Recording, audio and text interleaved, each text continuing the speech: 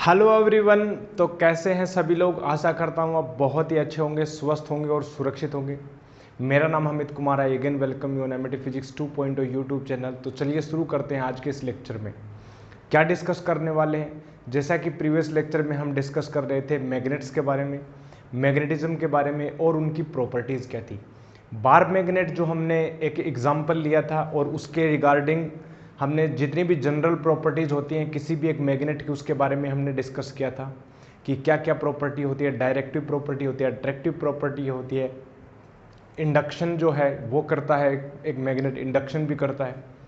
साथ ही साथ में हमने पोल्स के बारे में बताया था, नॉर्थ एंड साउथ पोल वो रीजन होते हैं मैग्नेट के जहाँ पर हमें मैग्नेटिक स्ट्रेंथ थोड़ी ज़्यादा मिलती है बाकी के कंपैरिजन में। फिर हमने ये देखा था कि जी हाँ, कि ये जो मैग्नेटिक पोल्स हैं वो साथ एग्जिस्ट करते हैं, मतलब एक पेयर में एग्जिस्ट करते हैं। इनका individually existence is not possible, means magnetic monopole doesn't exist. ये हमने डिस्कस किया था।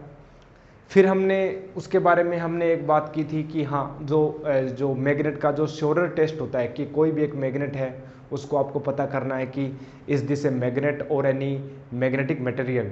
सो how to distinguish those materials between magnet and any magnetic material.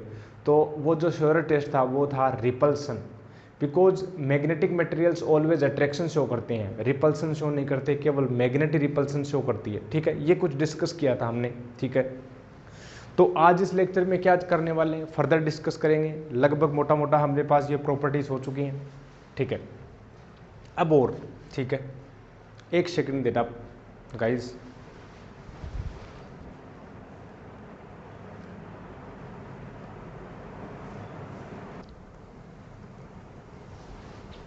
ठीक है, तो ये हमारे पास हो गया था। अब हम आगे डिस्कस करने वाले हैं, एक छोटा सा फंडामेंटल लॉ पढ़ लेते हैं।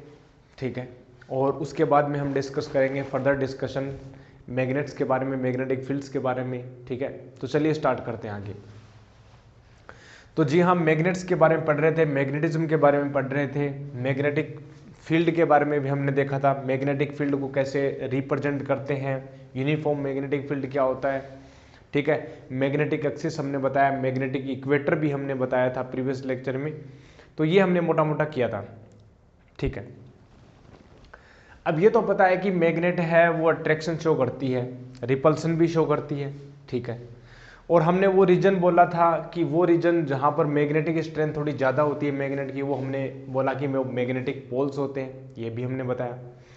अब एक लॉ आता है, ठीक है, जैसे हमने इलेक्ट्रोस्टैटिक्स में कुलाम्स लॉ पढ़ा था इलेक्ट्रिक चार्जेस के लिए, कि जो फोर्स लगता है इलेक्ट्रिक चार्जेस के बीच में, जो फोर्स लगता है उसकी वैल्यू कैसे निकालते हैं, उसका मैग्नीट्यूड, उसकी डायरेक्शन कैसे फाइंड आउट करते हैं। वहाँ पर कुलाम्स लॉ आया था, Coulomb's law in electrostatics. But यहाँ पर भी कुलाम्स लॉ आता है मैग्नेटोस्टैटिक्स में, मैग्नेटिज्म में भी कुलाम्स लॉ डिस्कस किया जाता है और वो भी हम पढ़ने वाले हैं। लेकिन उससे पहले एक अच्छी इंटरेस्टिंग जो कॉन्सेप्ट है दैट इज पोल स्ट्रेंथ। ठीक है, वो पढ़ेंगे पहले। तो पोल स्ट्रेंथ देखना, पहले हेडिंग डाल लेंगे, छोटी सी heading, that is pole strength. Pole strength क्या कहती है? पोल स्ट्रेंथ मीन्स क्या? देखिए, पोल स्ट्रेंथ लिखने से ही स्पष्ट हो रहा है कि पोल स्ट्रेंथ मतलब ध्रुव की सामर्थ्य, पोल की स्ट्रेंथ क्या होगी। ठीक है, अब पोल की स्ट्रेंथ मतलब क्या? क्या पोल पावरफुल होता है? वो रीजन होता है। पोल कोई अलग कोई चीज़, कोई फिजिकल चीज़ थोड़ा ना है कि उस मैग्नेट में पाया जाता है। पोल एक वो रीजन है जहाँ पर हमें मैग्नेटिक स्ट्रेंथ थोड़ी ज़्यादा मिली। ठीक है, हम डिटेल में जाएंगे कि मैग्नेट में ऐसा क्या होता है, उसके अंदर क्या होता है कि एटम्स में इलेक्ट्रॉन स्पिन करते हैं, उसके कारण क्या होता है, वो हम आगे डिस्कस करेंगे।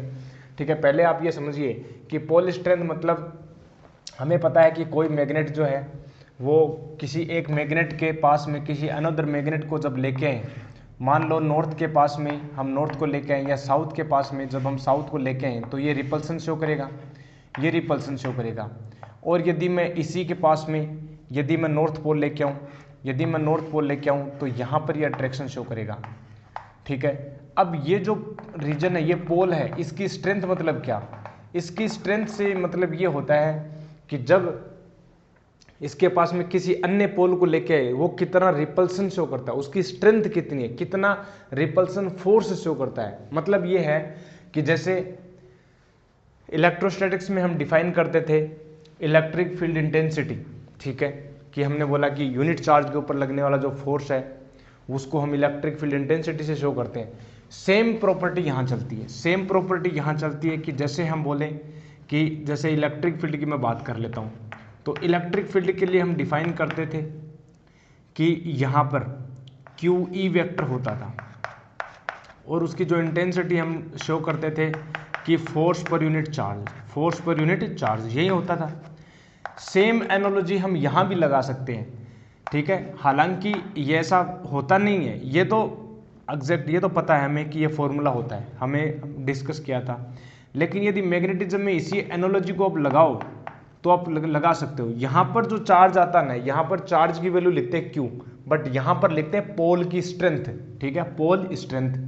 यहाँ पर चार्ज, इलेक्ट्रिक चार्ज के लिए हम क्यू लगा देते हैं, लेकिन यदि मैग्नेटिज्म की बात है तो यहाँ पर पोल स्ट्रेंथ को कई बार, जो पोल स्ट्रेंथ को कई बार इसको एम से भी शो किया जाता है या कई बार इसको क्यू एम से भी शो कर सकते हैं, ठीक है। तो वास्तव में ये फॉर्मूला जो हम लिख रहे हैं, ये जो है कि क्यू एम इलेक्ट्रिक फील्ड की जगह यहाँ पर मैग्नेटिक फील्ड आएगा, एग्जिस्ट करता नहीं है, क्योंकि ये सिंगल जो पोल है यानी मोनोपोल है, डजंट एग्जिस्ट, ठीक है। तो ये, बट ये एग्जिस्ट कर सकता है, ठीक है। हाँ, समझने के तौर पर हम ये देख सकते हैं कि ये फॉर्मूला एग्जिस्ट करता है। तो यहाँ पर मैं बोलूँ कि जो क्यू एम है या मैं बोलूँ एम है, यानी इसको मैं बोल सकता हूँ एम है, ठीक है, पोल स्ट्रेंथ, उसको हम लिख सकते हैं कि जो मैग्नेटिक फोर्स कितना लग रहा है, ठीक है, यहाँ पर ये वाला, ठीक है। यदि मैं बात करूँ कि इलेक्ट्रिक फील्ड इंटेंसिटी एम की बात करूँ तो यहाँ पर F M upon B vector ऐसे आ जाएगा, बात एक ही, ऐसे बोल दो चाहे, ठीक है। यहाँ पर यदि क्यू चार्ज को हम डिफाइन करना चाहें तो इसको प्रकार से यहाँ पर हम लिख सकते हैं कि एफ ई वेक्टर अपॉन ई, मतलब यूनिट इलेक्ट्रिक फील्ड में कितना फोर्स लगा रहा है। तो सेम यहाँ पर भी हम डिस्कस कर सकते हैं, सेम ये एनालॉजी हम लगाएंगे। तो पोल स्ट्रेंथ मतलब क्या? पोल स्ट्रेंथ मैं ये बोल सकता हूँ कि किसी पोल की स्ट्रेंथ यदि मेजर करनी है तो उसके पास में यूनिट वैल्यू क्या, कोई अनदर पोल लेके आओ, उसके ऊपर कितना फोर्स लगा रहा है, that is called the strength, that is called the pole strength, ठीक है। तो यहाँ से हम देख सकते हैं बी वेक्टर से, B vector is equal to कितना होगा, यहाँ पर देखो, यहाँ पर जो बी वेक्टर होगा ये होगा F M vector upon Q M, ठीक है। तो मैग्नेटिक फील्ड, ये फोर्स क्यों लगा रहा है, ये पोल किसी दूसरे पोल के ऊपर फोर्स लगा पा रहा है क्योंकि ये पहले तो मैग्नेटिक फील्ड क्रिएट करता, वो मैग्नेटिक फील्ड जो है वो उसके ऊपर फोर्स लगाता है। तो यूनिट वैल्यू का ये पोल स्ट्रेंथ है, यूनिट पोल स्ट्रेंथ के ऊपर कितना फोर्स लगा पा रहा है कोई pole, that is called the pole strength, ठीक है। तो पोल स्ट्रेंथ से क्या समझते हैं, पोल स्ट्रेंथ मतलब कोई भी पोल है, नॉर्थ पोल हो या साउथ पोल, उसकी स्ट्रेंथ का मतलब ये होगा कि वो जो है किसी अन्य पोल के ऊपर कितना फोर्स लगा पा रहा है, ठीक है। वो अन्य पोल कितना है, जो अदर पोल जो लेके आ रहे हैं वो यूनिट वैल्यू का होना चाहिए, ठीक है। हम जनरली लेते हैं ताकि हमें रेस्पेक्ट मिल जाए, ठीक है। यूनिट के लिए हम निकाल देंगे तो सभी के लिए वैल्यू निकल जाएगी। तो पोल स्ट्रेंथ को हमने बोला कि एम से क्यू एम से शो करते हैं, ये एनालॉजी आप लगा सकते हैं, बट वास्तव में ये होता नहीं है, ये हमें पता है, ये तो एग्जिस्ट करता है, ये तो हमने पढ़ा था। क्यों नहीं हम लिख सकते ऐसा, क्योंकि हम बोल सकते हैं कि ये जो है वो एग्जिस्ट नहीं करता मोनोपोल, ठीक है, मोटा मोटा हम लिख सकते हैं, ठीक है, ये हो गया। तो यहाँ पर इसी प्रकार से सेम एनालॉजी हम लगा सकते हैं, तो ये हो गया। अब आगे देखें, जो पोल स्ट्रेंथ है उसको हमने एम से शो किया, ठीक है। अब ये देखना, जो नॉर्थ पोल है, नॉर्थ पोल है ना, उस नॉर्थ पोल को हम क्या लिखेंगे, देखो नॉर्थ पोल है, साउथ पोल है, नॉर्थ पोल को हम लिखेंगे, इसकी जो पोल स्ट्रेंथ है वो हम लिखेंगे प्लस एम से, और इसकी जो पोल स्ट्रेंथ इसके लिखेंगे माइनस एम से। प्लस एम से माइनस एम से क्यों लिखा, ये क्यों लिखा, देखो जैसे एक डायपोल होता है, इलेक्ट्रिक डायपोल, ठीक है, जैसे इलेक्ट्रिक डायपोल होता था और हमने बोला कि जब भी इलेक्ट्रिक फील्ड की डायरेक्शन, इलेक्ट्रिक फील्ड में यदि किसी डायपोल को रख दिया जाए पॉजिटिव और नेगेटिव चार्ज इक्वल मैग्नीट्यूड से और बहुत ही स्मॉल डिस्टेंस के ऊपर यानी 2a डिस्टेंस होती थी, जब हम रख दें तो ये पॉजिटिव जो चार्ज है वो इलेक्ट्रिक फील्ड की ओर अलाइन हो जाएगा, नेगेटिव चार्ज जो है वो जो है इलेक्ट्रिक फील्ड के अपोजिट अलाइन हो जाता है, होता है बिल्कुल ऐसे हो जाएगा। अब हमने ये देखा कि जब मैग्नेट को किसी एक्सटर्नल मैग्नेटिक फील्ड में रखते हैं तो पॉजिटिव चार्ज की तरफ हमें मिलता है नॉर्थ पोल और नेगेटिव चार्ज की तरफ मिलता है साउथ पोल। तो हम ये बोल सकते हैं कि ये जो नॉर्थ पोल है किसी मैग्नेट का वो इलेक्ट्रिक चार्ज कौन सा पॉजिटिव चार्ज की तरफ बिहेव कर रहा है, तो इसीलिए हमने नॉर्थ पोल को हमने पॉजिटिव m दिखाया, साउथ पोल को हमने दिखाया नेगेटिव m। मतलब इसकी पोल स्ट्रेंथ हमने पॉजिटिव बोल दी, इसकी पोल स्ट्रेंथ हमने नेगेटिव बोल दी। ठीक है, ये हो गया, सेम हमने बोला। अब m जो है पोल स्ट्रेंथ, जैसे चार्ज की वैल्यू अपने पास चार्ज एक स्केलर क्वांटिटी थी, तो ये भी क्या है, एक स्केलर क्वांटिटी है। तो पोल स्ट्रेंथ क्या है, it is a scalar quantity. ठीक है, it is scalar quantity, it is scalar quantity, it is scalar quantity है, बिल्कुल जी स्केलर क्वांटिटी है, बहुत बढ़िया। मेन मुद्दा ये है, इसकी यूनिट देखो, इसकी यूनिट जो होगी वो हम बता देते हैं आपको। यूनिट जो है वो है एम्पियर मीटर, यूनिट जो है वो कितनी है, ampere metre. Ampere metre unit है, आप चेक कर सकते हैं, या तो हम आगे बता देंगे या यहाँ से भी हम देख सकते हैं, अदरवाइज आगे फॉर्मूला आएगा NIA, वहाँ से भी क्रिएट कर देंगे। देखो यहाँ पर भी हम लिख सकते हैं, जैसे मैं बोलूँ कि मैग्नेटिक फील्ड जो है वहाँ पर क्या फॉर्मेट आई, मैग्नेटिक फील्ड जो है वो मैग्नेटिक फोर्स लगाया और m जो है अपने पास पोल स्ट्रेंथ है। ठीक है, QM से शो कर दो या m से शो कर दो, बात एक ही है। यदि मैं बात करूं जो फोर्स है, मैग्नेटिक फोर्स क्या होता था, QVB साइन थीटा, थीटा की कोई यूनिट होती नहीं है तो हम लिख देंगे QVB और यहाँ से m। ठीक है, यदि मैग्नीट्यूड फॉर्म में लिखूं तो वेक्टर को हटा देता हूँ, मुझे m की यूनिट निकालनी है तो m को इस तरफ लेके आता हूँ तो मेरे पास बचा QV। ठीक है, अब देखो Q की यूनिट है अपने पास कूलम्ब, ठीक है, V है यहाँ पर वेलोसिटी थी और वेलोसिटी की यूनिट है मीटर पर सेकंड, तो कूलम्ब अपॉन सेकंड हो गया एम्पियर और यहाँ से जो है एम्पियर मीटर आ जाती है। ठीक है, तो यहाँ से मेरे पास m की जो है वो एम्पियर मीटर की अपने पास यूनिट आ जाती है, तो यहाँ से हम कैलकुलेट कर सकते हैं। ये अपने पास एम्पियर मीटर इसकी यूनिट आ गई। ठीक है, ये पोल स्ट्रेंथ होती है QM m स्केलर क्वांटिटी। तो पोल स्ट्रेंथ हम इसकी डेफिनेशन भी हम देना चाहें तो दे सकते हैं। ठीक है, डेफिनेशन भी आप लिख लेंगे। ठीक है, क्या है, एक यूनिट पोल के ऊपर कितना फोर्स लगा रहा, that is called the pole strength. ठीक है, the force applied, the force of attraction और repulsion applied on unit pole is called the strength of any pole, simple. ठीक है, तो ये अपने पास डेफिनेशन भी लिख लेंगे। ये अपने पास स्केलर क्वांटिटी है, यूनिट एम्पियर मीटर आ गई, और ये हमने एनालॉजी लगाई कि हम नॉर्थ को हम +m से क्यों दिखाएं, साउथ पोल को हम -m से क्यों दिखाएं। इसके पास अपने पास रीजन था, क्योंकि देखिए जो डायपोल होता है ना, ये डायपोल ही तो है, एक पोल अपोजिट पोल है, एक स्मॉल डिस्टेंस पर रखे हैं, इसको बोलते हैं डायपोल। यहाँ पर भी वो डायपोल, इसकी और इसकी एनालॉजी सेम मिली, और कूलम्ब का जो लॉ है वो इलेक्ट्रोस्टैटिक्स में जो मिला, सेम फॉर्मेट, अभी मैं बताऊंगा, सेम फॉर्मेट हमें मैग्नेटिज्म में मिला।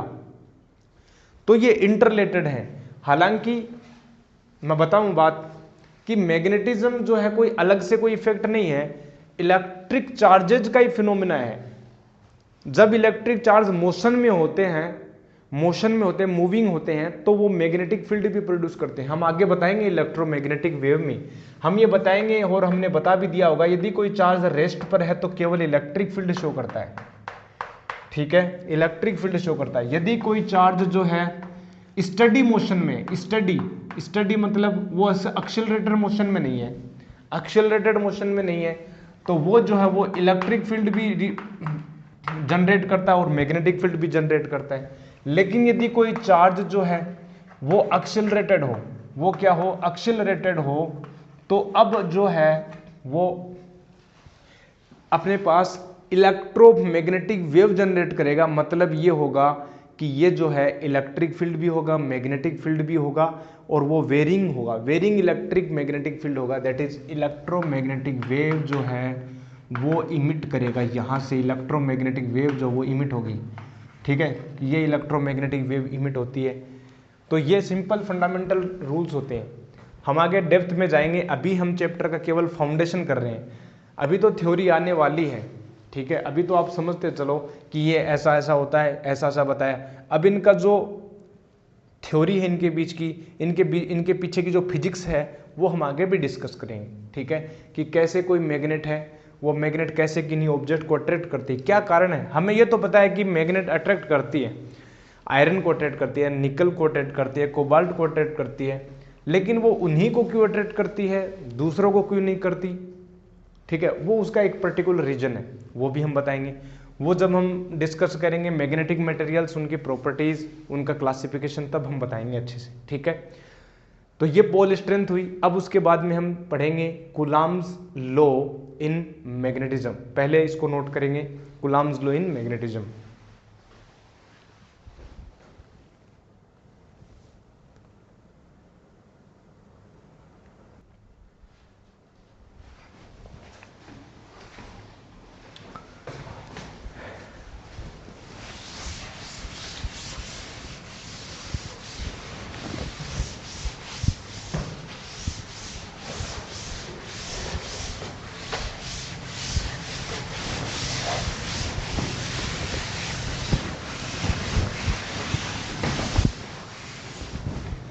तो ये हुआ अपने पास, ठीक है, पोल स्ट्रेंथ का छोटा सा टॉपिक। अब पोल स्ट्रेंथ हो गई, ठीक है। अब जैसे कि हमने बताया कि चार्ज की तरह, चार्ज की जगह ये अपने पास काम में ली जाती है पोल स्ट्रेंथ। अब हम पढ़ेंगे आगे कूलॉम्स लॉ इन मैग्नेटिज्म, ठीक है। हेडिंग डालेंगे प्यारे दोस्तों, कूलॉम्स लॉ इन मैग्नेटिज्म, बहुत ही इंटरेस्टिंग है।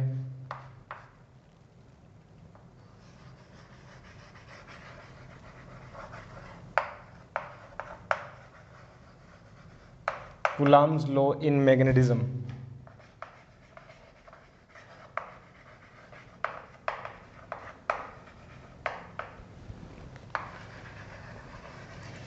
कूलॉम्स लॉ इन मैग्नेटिज्म देखो क्या कहता है।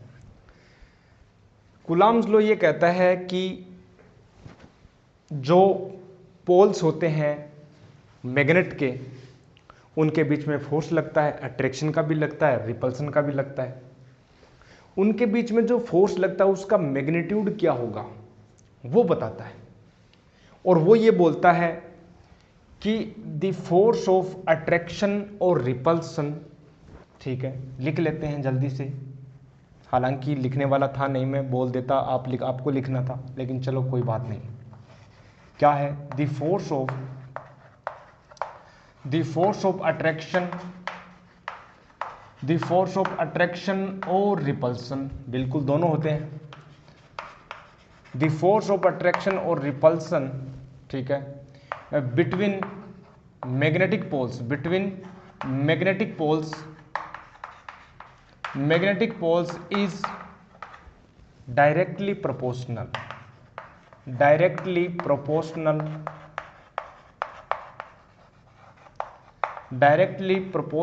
to the product of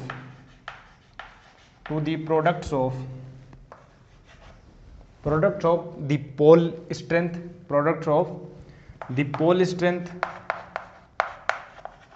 pole strength,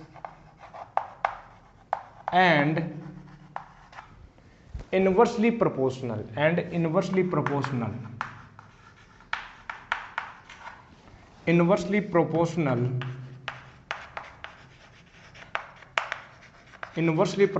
to the square of the distance between them,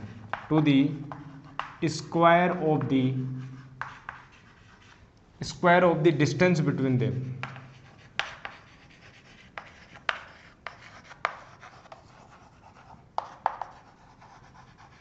मतलब मैं ये बोल सकता हूं कि मान लो कि दो पोल हैं, उनकी पोल स्ट्रेंथ भी दी हुई है, ठीक है। मैं मान लेता हूं कि M1 और M2 पोल स्ट्रेंथ है, तो उनके बीच का जो फोर्स होगा वो डायरेक्टली प्रोपोर्शनल होगा M1 और M2 के प्रोडक्ट का, और मान लेते हैं उनके बीच की डिस्टेंस r है, तो उनके बीच के r स्क्वायर का, दोनों को मैं क्या कर देता हूँ, मर्ज कर देता हूँ, ठीक है, अकॉर्डिंग टू मैथमेटिक्स। तो फोर्स जो है वो डायरेक्टली प्रोपोर्शनल होगा m1 m2 upon r square के, ठीक है। अब ये प्रोपोर्शनलिटी कांस्टेंट हम हटाना चाहते हैं, तो ऑब्वियसली बात है हमें एक कांस्टेंट लगाना पड़ेगा। हमें क्या लगाना पड़ेगा, एक कांस्टेंट लगाना पड़ेगा, प्रोपोर्शनलिटी कांस्टेंट लगाना पड़ेगा, ठीक है। तो या मैं ये बोलूँ कि फोर्स जो है यदि प्रोपोर्शनलिटी कांस्टेंट हटाएं तो k की वैल्यू हम लिखेंगे k m1 m2 upon r square. हमने एक्सपेरिमेंट से ये देखा कि ये जो k है, ये जो k है वो मीडियम पर डिपेंड करता है। मीडियम बोले तो कौन सा मीडियम, वो मीडियम जिन मीडियम में ये पोल्स रखे हैं, ठीक है। मान लो कि पोल्स वैक्यूम में रखे हों, मान लो कि पोल्स जो हैं किसी ऑयल में रखे हों, या कोई वाटर में रखे हों, या कोई अनदर मटेरियल हो, ठीक है, उनमें रखे हों, तो अब क्या होगा, उनके बीच का जो फोर्स है वो चेंज हो जाएगा अलग अलग मीडियम के चेंज होने पर। तो हमने देखा कि ये जो k की वैल्यू मीडियम पर डिपेंड करती है, ठीक है। साथ ही साथ ये सिस्टम ऑफ यूनिट पर भी डिपेंड करती है। CGS में लोगे अपनी सहूलियत के अनुसार जो है, हमने CGS में अलग हमने डिफाइन किया, SI में अलग डिफाइन किया, लेकिन k जो है फॉर SI सिस्टम, मान लो इंटरनेशनल सिस्टम ले हम, MK सिस्टम ले, for SI and vacuum medium ले लें हम, कौन सा मीडियम ले लें, वैक्यूम मीडियम के लिए for SI system and vacuum medium k की जो वैल्यू हमें निकल के आती है वो अपने पास आती है 10⁻⁻⁷, ठीक है। और इसकी वैल्यू हम ऐसे भी लिख सकते हैं μ0/4π। ये भी चेंज होता है। μ0 क्या है, μ0 जो है यहाँ पर जो है μ0 है, जैसे एप्सिलॉन नॉट हुआ करता था इलेक्ट्रोस्टैटिक्स में, तो यहाँ पर μ0 है जिसको हम बोलते हैं परमिएबिलिटी ऑफ फ्री स्पेस या वैक्यूम, ठीक है। परमिएबिलिटी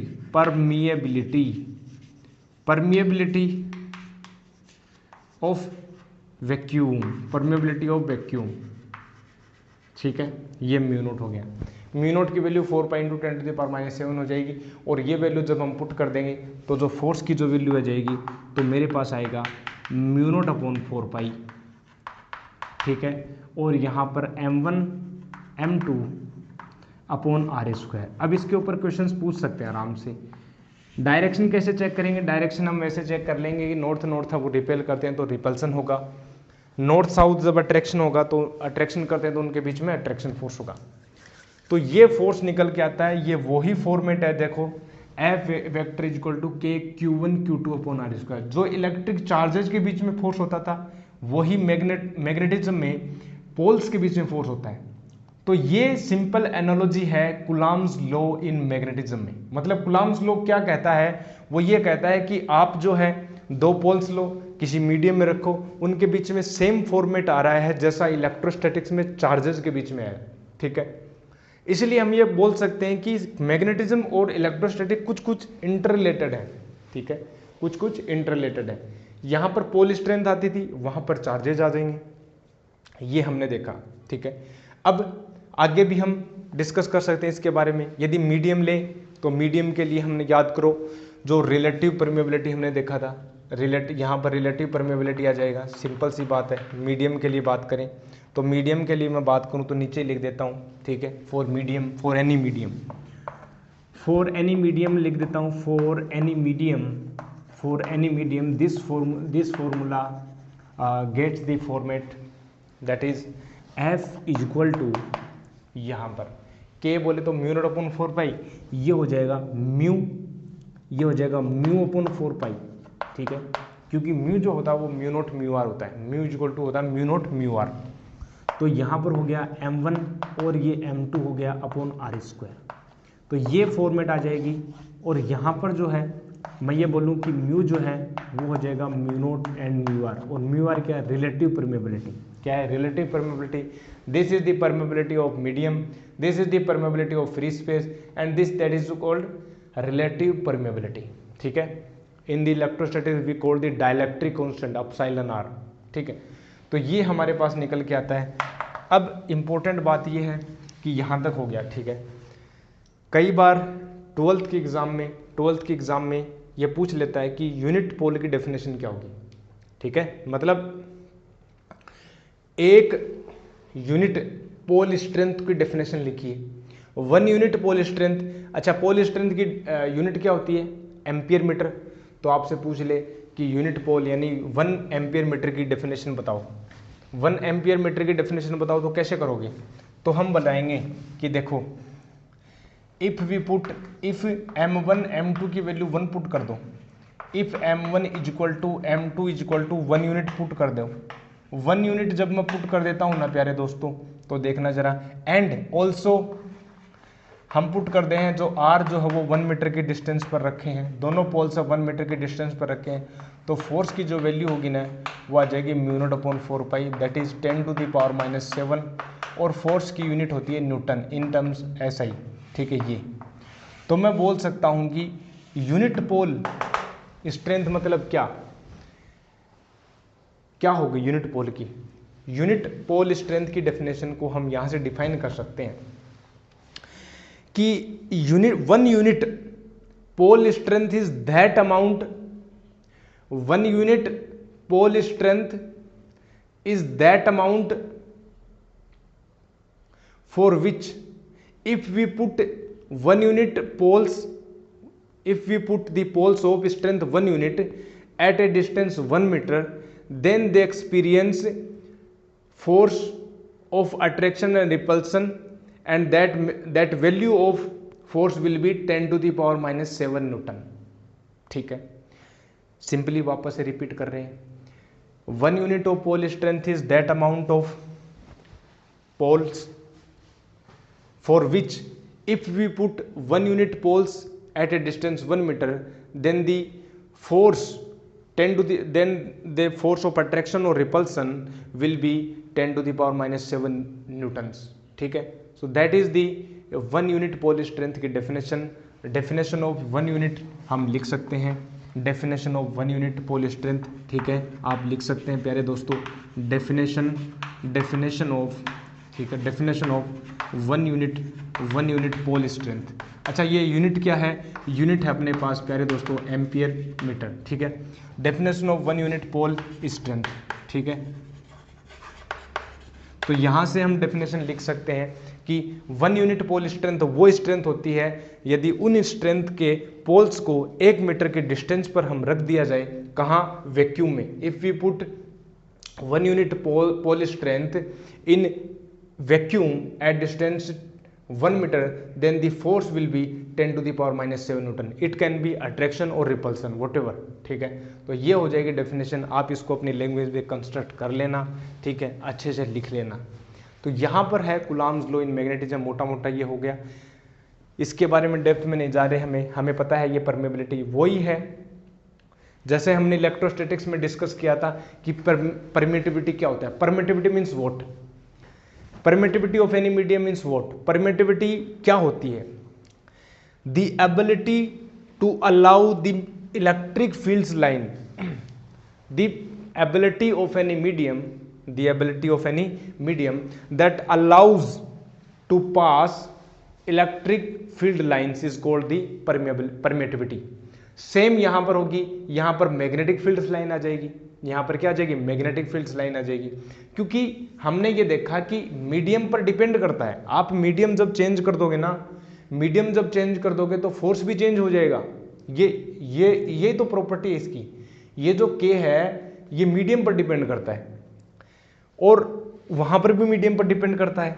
लेकिन यदि मैं इंटरेस्टिंग फिनोमेना बताऊं, देखो अपने पास न्यूटन्स का लॉ आता है अपने पास ग्रेविटी में जो होता है वो होता है G(m1 m2/r²). ये मासेस हैं, ये क्या है? मास है। ये जो Gn है ये मीडियम पर डिपेंड नहीं करता, ये यूनिवर्सल कांस्टेंट है, 6.67 10⁻⁻11 newton metre square upon kilogram square. तो ये यूनिवर्सल कांस्टेंट है, it is constant for everywhere, but it is not the universal constant, it is not universal constant. ठीक है, तो ये सिंपल अपने पास डिस्क्रिप्शन था all about the Coulomb's law in magnetism. ठीक है, जल्दी से नोट करेंगे, फिर हम एक छोटा सा टॉपिक और पढ़ लेंगे, that is electric dipole and dipole moment. ठीक है, नोट करेंगे प्यारे दोस्तों इसको जल्दी से।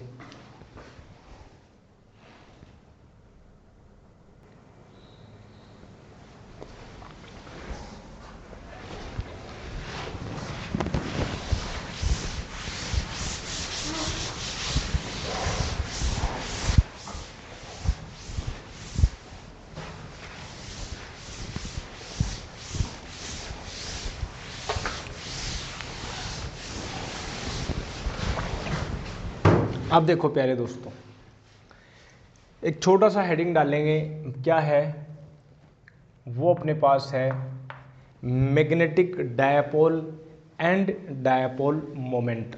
वेरी वेरी इंपॉर्टेंट, अभी फंडामेंटल चल रहा है। ठीक है, इसको देखते रहेंगे, नोट्स बनाते रहेंगे अच्छे से।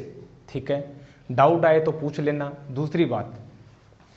दूसरी बात ये कि ये जो है फाउंडेशन चल रहा है, अभी बेसिक चल रहे हैं। ठीक है, इसकी थ्योरी पढ़ने में तो और भी आनंद आएगा कि ये होता कैसे, क्यों होता है, ऐसा क्या हो रहा है। ठीक है, डेप्थ में जाएंगे, हम डीप में एनालिसिस करेंगे। ठीक है, आगे वाले लेक्चर्स में होगा। अभी तो हम केवल फाउंडेशन बना रहे हैं इसका। क्या है, हेडिंग था मैग्नेटिक डायपोल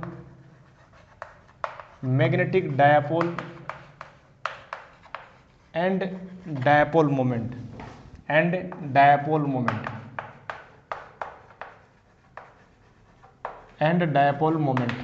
ठीक है, magnetic dipole and dipole moment प्यारे दोस्तों।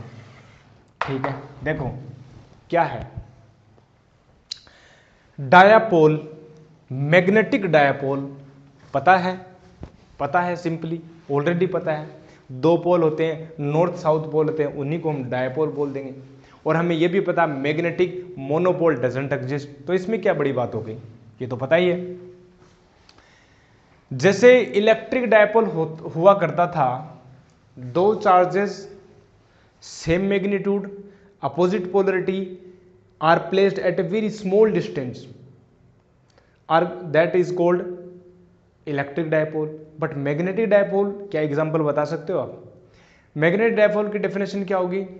टू पोल्स, ठीक है, two opposite poles means north and south poles are placed at a very small distance, that is called magnetic dipole. ठीक है, बट एग्जांपल क्या है इसके?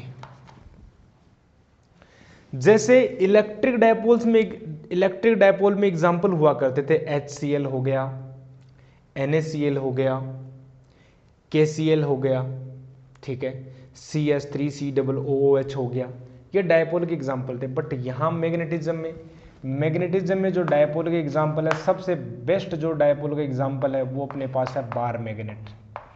क्या है? बार मैग्नेट, ये वाले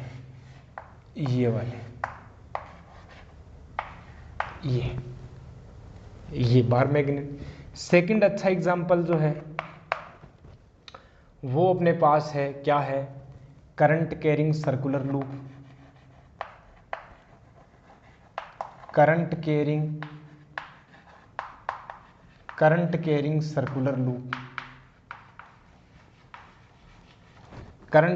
सर्कुलर लूप क्या हमने डिस्कस किया था क्या कुछ इस प्रकार से, यहाँ से कुछ ऐसा? हमने प्रीवियस लेक्चर में, आपको ध्यान हो तो, कुछ ऐसा डिस्कस किया था कि कुछ इस प्रकार से, और इसकी जो मैग्नेटिक फील्ड लाइन थी कुछ इस प्रकार से हुई थी। आपको ध्यान हो तो प्यारे दोस्तों, कुछ ऐसे हमने डिस्कस किया था कि नहीं किया था? ऐसे हमने बताया था इसकी मैग्नेटिक फील्ड लाइंस कुछ इस प्रकार से। ठीक है, तो ये भी डायपोल है, क्योंकि हम आगे बताएंगे कि जैसे मैग्नेटिक फील्ड लाइन इसकी निकलती है, इसकी बनती है मैग्नेटिक फील्ड लाइन सेम ऐसी बनती है। और इसको हम अलग से एनालिसिस करेंगे सोलेनोइड के एग्जांपल में। ठीक है, तीसरा एग्जांपल मैं बोलूं कि एक इलेक्ट्रॉन है जो न्यूक्लियस के चारों रिवॉल्व कर रहा है, वो भी एक मैग्नेटिक डायपोल का एग्जांपल है। ठीक है, electron revolving around a nucleus, और प्रोटॉन एग्जाम्पल। ठीक है, ये डायपोल के एग्जाम्पल हो गए। ठीक है, मैग्नेटिक डायपोल हो गया। अब डायपोल मोमेंट भी बता दो, चलो ठीक है।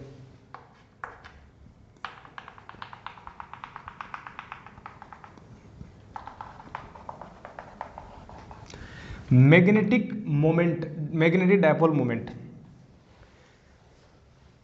जैसे इलेक्ट्रिक डायपोल मोमेंट हुआ करता था पी वेक्टर, क्या था? The product of either charge and the distance between them, that is called dipole moment, electric dipole moment.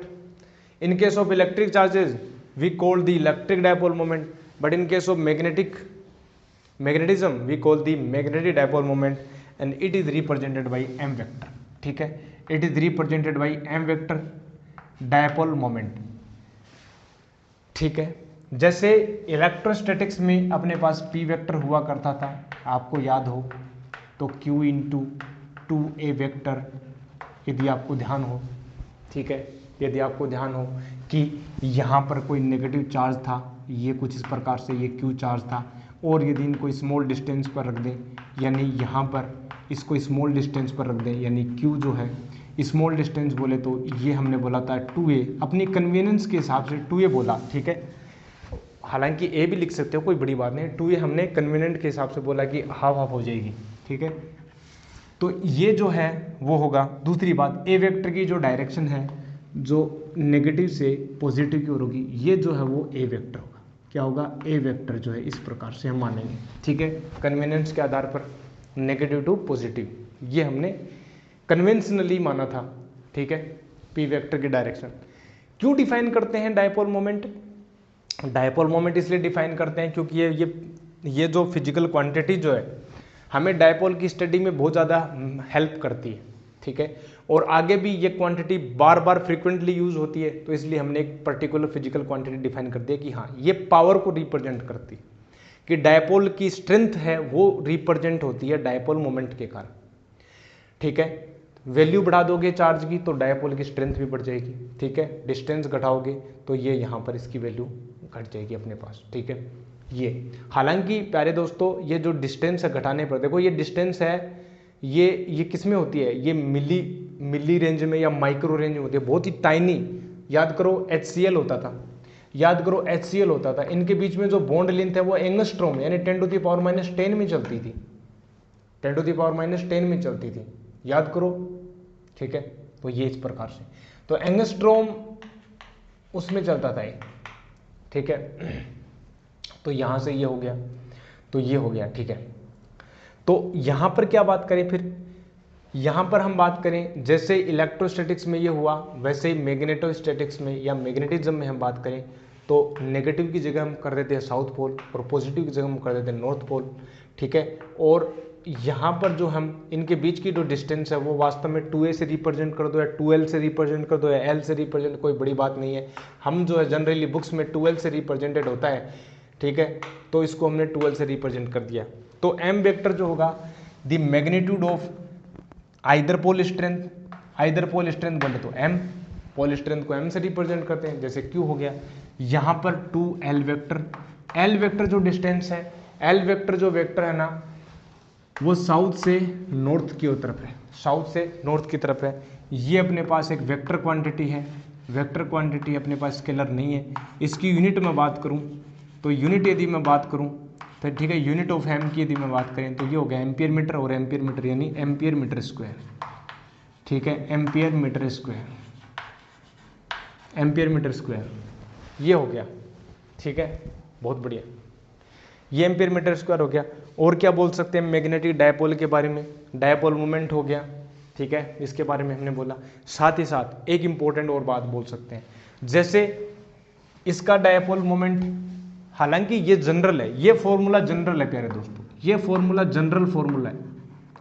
एक फॉर्मूला जब हम पढ़ेंगे आगे वो होता है I इंटू ए, ये क्या होता है? सर्कुलर लूप के लिए होता है, ठीक है। ये इसका एम, ये करंट आई हो गई, इसका जो एरिया वो ए हो गया, ठीक है, ये जो एरिया वो ए हो गया। ये हम आगे बताएंगे जब हम सोलिनोइड को पढ़ाएंगे, ठीक है, क्योंकि अभी लिंक नहीं करेगा।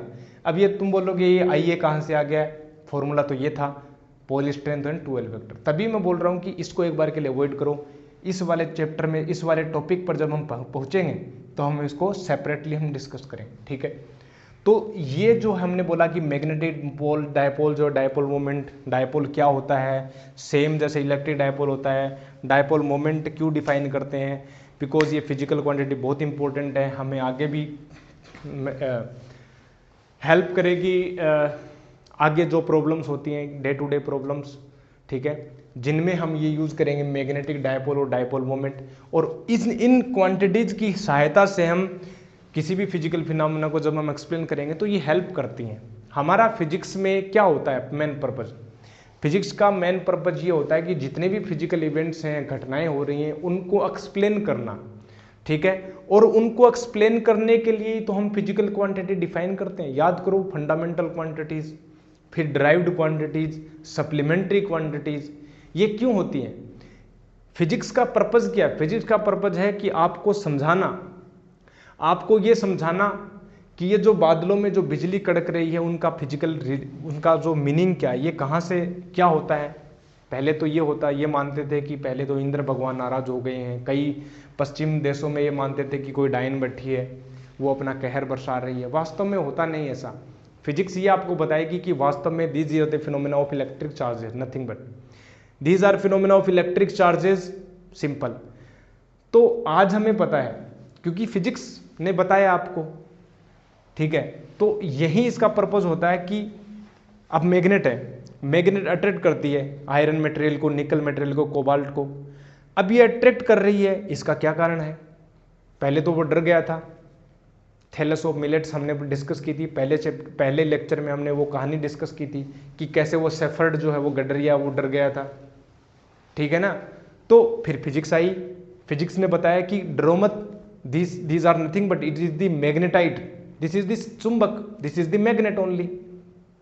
डरने की कोई बात ही नहीं है, ये मैग्नेट है और वो मैग्नेटिज्म हम पढ़ रहे हैं। अब जब आप इनको पढ़ लोगे ना तो फिर डरोगे नहीं।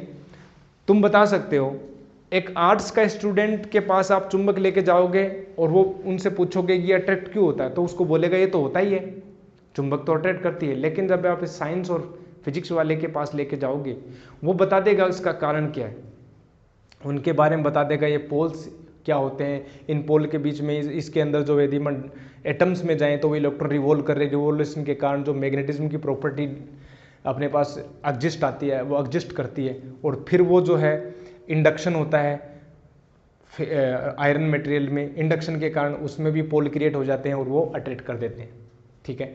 तो यही बात होती है। तो हमारा जो मेन मुद्दा ये रहता है कि हम इनको समझें और फिर हम फिजिक्स को अच्छे से डील करें, ठीक है। और हमारा भी यही पर्पज़ है कि आप सीखते रहें, ठीक है। तो यहाँ तक आज के लिए इतना ही रखते हैं इस लेक्चर में, और फिर हम आपसे मुलाकात करेंगे नेक्स्ट लेक्चर में, आपसे मिलेंगे। तब तक के लिए क्या करना है, stay healthy, stay happy and keep taking healthy diet. I will meet you in next lecture. Thank you very much.